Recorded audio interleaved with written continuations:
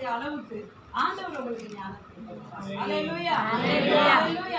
Solomon ராஜாவை தேடி தூர தூர தேசத்துல இருந்தெல்லாம் வந்தாங்களாம். சேபான்னு ஒரு ராஜஸ்திரீ, அவருடைய ஞானம் அப்படி இருக்குதாமே, இப்படி பார்த்துட்டு வரலான்னு சொல்லி குதிரையோட பரிவாரத்தோட அவ வந்தான்னு சொல்லி வேதத்துல நம்ம பார்க்கிறோம். அப்படிப்பட்ட ஒரு ஞானத்தை தேவன் நமக்கு கொடுக்க வல்லவராய்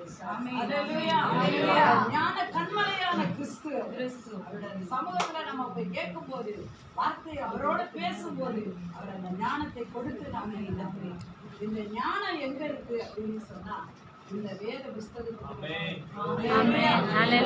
இந்த ஞானம், அளவில்லாத ஞானம் எங்க இருக்கு? பைபிள். நீங்க வேதத்தை வாசிக்க வாசிக்க வாசிக்க ஞானத்துல பெருகிட்டே தெரியாது. உங்களுக்கு இருக்கிற ஞானம் பெருகிறது உங்களுக்கே தெரியாது. அந்த அளவுக்கு தேவன் பெருக வைக்கிற ஒரு ஆண்டவராக இருக்கிறார். ஞானத்தின் கண்மலையாகிய அவர் அளவிடப்படாத அந்த ஞானம், ஆலோசனைகள் நமக்கு போதுமானது.